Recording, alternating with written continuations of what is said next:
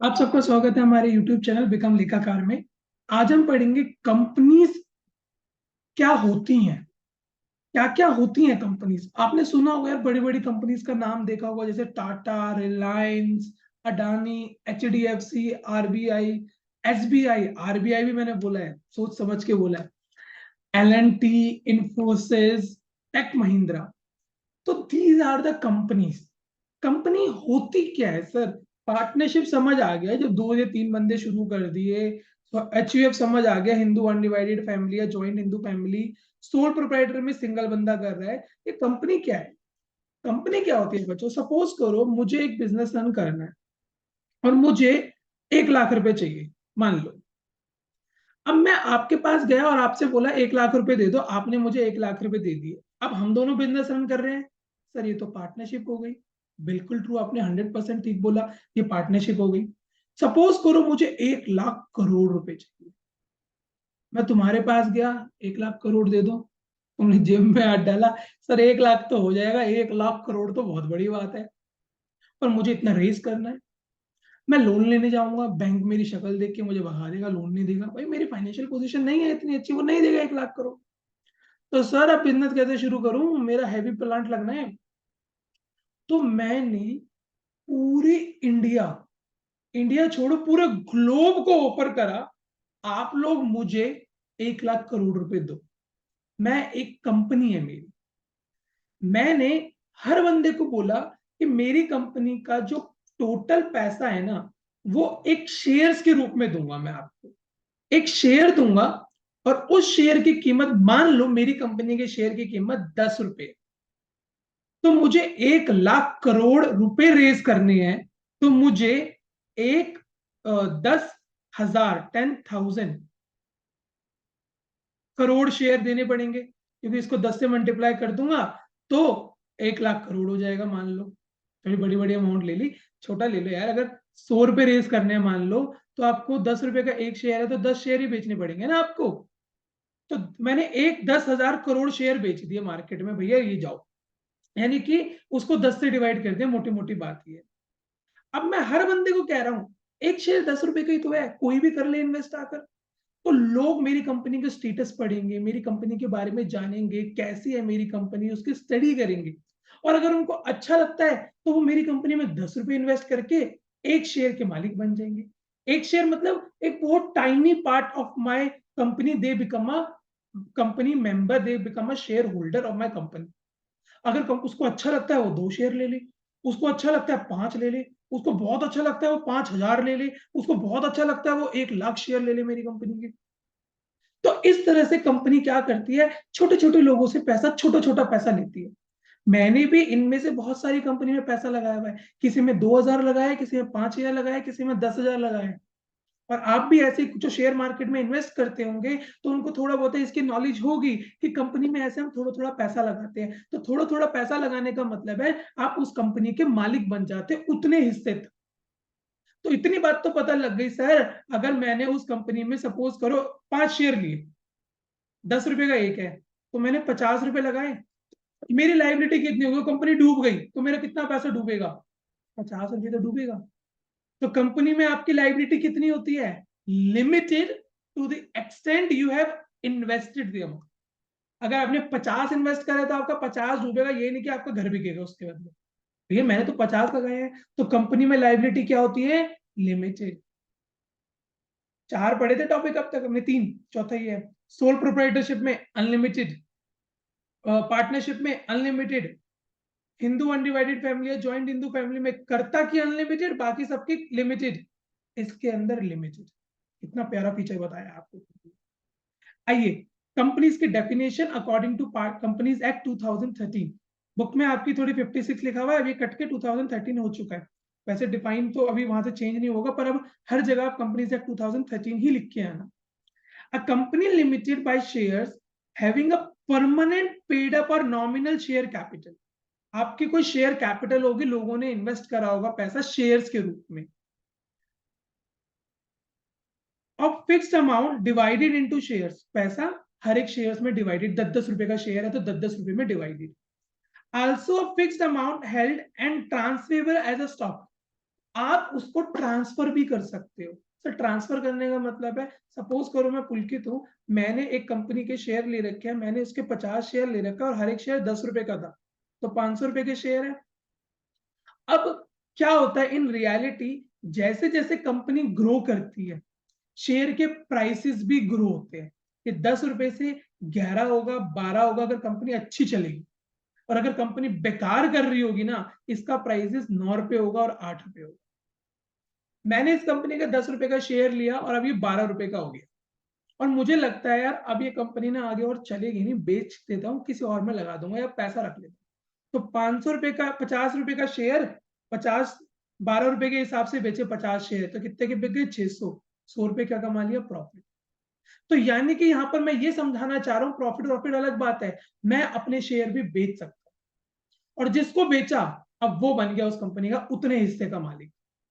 तो कंपनी के shares easily transfer कर सकते हो, पार्टनरशिप में नहीं कर सकते, आप किसी को अपना हिस्सा नहीं बेच सकते। यहाँ पर जब आपका मन करे अपना स्टॉक ब्रोकर खोलो, उसके थ्रू शेयर का ऑर्डर लगाओ और एग्जीक्यूट करो, बहुत ईजी है। एक वीडियो ऐसे बनाऊंगा जिसमें शेयर्स की ट्रेडिंग करके दिखाऊंगा, शेयर्स खरीद के और बेच के दिखाऊंगा, जब ये सारा पढ़ा दूंगा ना कंपनीज एक्ट, तो तुम्हें एक वो भी सिखा दूंगा, ताकि तुम्हें बहुत अच्छे से क्लियर हो जाए कि कैसे मैं किसी कंपनी का शेयर होल्डर बनता हूँ और फिर उसको बेच के भी दिखाऊंगा। हर मिनट पैसा बदलता है, छोटा सा तुम्हें ग्लैंस भी दिखा देता हूँ। हर मिनट आपका शेयर बदलेगा, हर सेकंड आपका शेयर बदलेगा। देखो, जैसे कि मैं रिलायंस का शेयर का प्राइस देखता हूँ, रिलायंस का इस वक्त एक शेयर 2452.90 का हो रहा है। अभी रीलोड करूंगा, देखो चेंज होगा, 980 हो गया। हर सेकंड बदलता है पैसा, हर सेकंड। और फिर अभी रीलोड करूंगा, 2452.80 है, अभी तो सेम ही रहा। यानी देखो 2452.40 लाइव दिखा रहा हूँ आपको भी, टाइम बिल्कुल लाइव है। तो इस तरह से ऐसे शेयर्स के प्राइसेस भी बदलते रहते हैं। तो आपको जहां लगता है प्रॉफिट हो रहा है बेच दो, कोई और खरीद लेगा। फीचर्स बताता हूं, आ जाओ। सबसे पहले इनकॉर्पोरेशन, कंपनीज एक्ट 2013 के अंदर आपको रजिस्टर करवाना पड़ेगा, विदाउट रजिस्ट्रेशन आप कोई भी कंपनी नहीं खोल सकते। आर्टिफिशियल पर्सन, कंपनी एक आर्टिफिशियल पर्सन होती है। आर्टिफिशियल पर्सन वो पर्सनल अकाउंट होते हैं जो क्रिएटेड बाय ह्यूमन होते हैं, जिसपे अलग लॉ चलता है। मतलब मैं इंसान हूं, मैं भी कोई काम कर रहा हूं, मेरी कंपनी भी कोई काम कर रही है और वो लॉ अबाइंडिंग कर रही है, तो वो भी एक आर्टिफिशियल पर्सन है, उसमें लॉ चल रहा है, वो एक हिसाब से काम कर रही है, तो उसको हम पर्सन की तरह ट्रीट करते हैं। यानी उसके नाम से प्रॉपर्टी खरीदी जाएंगी, उसके नाम से ऑर्डर लिए जाएंगे, उसके नाम से ऑर्डर बेचे जाएंगे, उसके नाम की एक कॉमन सील होगी, तो आर्टिफिशियल पर्सन है, वो भी तो कुछ ना कुछ काम ही कर रही है। मैं जितना भी परचेज करूंगा, जितना भी सेल करूंगा, अपनी कंपनी के नाम से ही करूंगा। Separate legal entity, separate legal entity आपने कॉन्सेप्ट भी पढ़ा होगा बचपन में, business and businessman both are separate legal entity. मालिक और उसकी कंपनी दोनों अलग अलग है। अगर मुझे केस करना हो रिलायंस के ऊपर, तो मैं रिलायंस कंपनी के ऊपर करूंगा, ना कि अंबानी जी के ऊपर करूंगा। समझ आ रहा है? तो अंबानी जी अलग है, रिलायंस कंपनी अलग है, दोनों अलग अलग है, दोनों की अलग सेपरेट एंटिटी है। मैं 50 शेयर्स मैंने इन्वेस्ट कर दिए 10 रुपए के हिसाब से, एक कंपनी में 500 रुपए, किसी पर्सन को पसंद नहीं आया मेरी कंपनी जो बेच रहा है, मैं तो छोटा सा शेयर होल्डर हूं, मुझे तो पता भी नहीं वो कंपनी कर क्या रही है मान लो, और वो केस करेगा, तो मेरे ऊपर केस करेगा आके, अरे भैया मैं अलग हूँ, मेरी कंपनी अलग है, मैं तो एक छोटा सा शेयर होल्डर हूँ उसका। तो सेम ऐसे ही अंबानी जी अपनी कंपनी के एक शेयर होल्डर ही होंगे, बट उन्होंने इतना बड़ा शेयर खरीदा हुआ, मैंने इतना सा दिखेगा भी नहीं, उतना सा शेयर खरीदा हुआ। कॉमन सील, कॉमन सील का मतलब होता है हर कंपनी का एक अपना प्रॉपर थप्पा होता है, ये देखो सील, उसमें कंपनी का नाम होता है, अगर वो सील नहीं लगी हुई तो वो लीगल डॉक्यूमेंट नहीं माना जाएगा। यानी वहां पे अंबानी जी के साइन नहीं होंगे, वहां पे कंपनी की सील चलेगी, क्योंकि कंपनी की एक अलग पहचान है, अलग अस्तित्व है, अलग पर्सनैलिटी है, आर्टिफिशियल पर्सन है। परपेचुअल सक्सेशन, परपेचुअल सक्सेशन मतलब कभी भी नहीं बंद होने वाली कंपनी, कभी भी बंद नहीं हो सकती, क्योंकि उसके नए नए शेयर होल्डर्स आते रहते हैं, बदलती रहती है, आगे बढ़ती रहती है, आप अपने शेयर बेच सकते हो इजिली, तो नया मेंबर आते रहते हैं, जुड़ते रहते हैं। Separate from ownership and management, owner अलग है, मैनेजमेंट अलग है।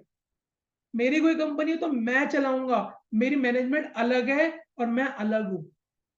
अंबानी जी चीजें वो है, वो कंपनी वो सारी मैनेजमेंट डिसीजन खुद ले लेंगे क्या? नहीं, management board of director select करते हैं, management who will manage the company, high high level के नॉलेजेबल पर्सन रखते हैं वो लोग, वो संभालते हैं। तो मालिक अलग और वो अलग मैनेजमेंट। अब आप बोलोगे सर ऐसे तो अंबानी जी तो बहुत अमीर है, सारा पैसा वही तो खाते हैं। नहीं बच्चे, ऐसा नहीं होता। उन्होंने अगर 51% अपनी कंपनी के शेयर ले रखे हैं या 60% शेयर है उनकी होल्डिंग, या 70% है ओनर की होल्डिंग, प्रमोटर्स बोलते हैं इन लोगों को, जिन्होंने कंपनी स्टार्ट करी होती है ना, उनको प्रमोटर्स बोलते हैं। तो प्रमोटर्स के पास अगर इतने शेयर्स हैं, तो सपोज करो 50,000 रुपए कमाई हुई, तो 60% इनका चले जाएगा। अगर इनके पास 60% शेयर है मान लो, तो 60% इसका कितना हुआ? 30,000 इन लोगों ने खाया। बाकी 40% जितने भी पब्लिक है उन लोगों को मिल जाएगा, और मैं भी उसमें एक छोटा सा पार्ट होगा मेरा, मुझे भी छोटा सा पार्ट मिल जाएगा। इसको बोलते हैं डिविडेंड। डिविडेंड के रूप में पैसा बढ़ता है, जितना भी कमाते हैं, जितने भी शेयर होल्डर्स है ना, सबके बीच में कंपनी बांट देती है डिविडेंड के रूप में। कंपनी की अपनी पॉलिसी होती है, अगर उसको कंपनी को री इन्वेस्ट करना होता है बिजनेस में, तो वो इन्वेस्ट कर देती है, और उनको लगता है अपने शेयर होल्डर्स को बांट देना चाहिए, तो शेयर होल्डर्स को बांट देती है। मैंने भी जिन कंपनी में शेयर्स इन्वेस्ट करे हैं, मुझे भी छोटा छोटा डिविडेंड मिलता रहता है, क्योंकि मैंने छोटी छोटी इन्वेस्टमेंट करी है, छोटा छोटा शेयर होल्डर। कोई कंपनी 2 रुपए देती है, कोई 5 रुपए देती है, कोई 10 रुपए देती है, एक शेयर पे इतने रुपए मिलते रहते हैं। तो सोचो ना, करोड़ लाखों करोड़ों लोग हैं, उनको एक एक रुपए भी देगी तो लाखों करोड़ों रुपए बढ़ते हैं। अगर आपने ज्यादा शेयर ले रखे हैं, 1 लाख शेयर ले रखे हैं, तो आपको 1 लाख रुपए डिविडेंड मिल जाएगा। क्वार्टरली भी मिल जाता है, ईयरली भी मिल जाता है। नंबर ऑफ मेंबर, एक कंपनी में कितने मर्जी मेंबर हो, भर भर के मेंबर हो सकते हैं। मिनिमम मिनिमम हमारे 7 होने चाहिए, मैक्सिमम की कोई लिमिट ही नहीं है। भाई अगर सारे बंदे ने शेयर ले लिए, 4 बंदों ने शेयर ले लिए, 2 बंदों ने शेयर ले लिए, एक एक करके शेयर बढ़ते रहते हैं। अभी जैसे मैंने 10 शेयर लिए, उस 10 को मैंने अलग 10-10% को बेच दिए, तो हर बंदा मेंबर बन जाएगा ना, 10 के 10, तो अनलिमिटेड हो सकता है। प्राइवेट कंपनी क्या होती है? प्राइवेट कंपनी वो कंपनी होती है जिसमें आप अपने शेयर इजिली शेयर बेच नहीं सकते। उसमें 5-6 लोग होते हैं मिलके, 5-6-10-15-20 लोग होंगे। उन्होंने क्या करा, एक कंपनी बनाई और अपने शेयर ना लिस्ट नहीं करे। एक होती है लिस्टेड कंपनी, जिसके शेयर मार्केट पे लॉन्च हो रखे हैं शेयर्स, उन्होंने इशू कर रखा है, आईपीओ निकाला हुआ है। हमारे 2 शेयर मार्केट है, यानी 2 हमारे स्टॉक एक्सचेंज है, एनएससी और बीएससी। इनके ऊपर शेयर खरीदे जाते हैं और बेचे जाते हैं। जो यहाँ रजिस्टर कर देती है वो बन जाती है पब्लिक लिमिटेड कंपनी, और जहां यहाँ लिस्टेड नहीं करती वो बनती है प्राइवेट लिमिटेड कंपनी। इससे नेक्स्ट वीडियो में आपको मैं टाइप ऑफ कंपनी सिखाऊंगा, उसमें आपको डिटेल में बताऊंगा क्या क्या होती है।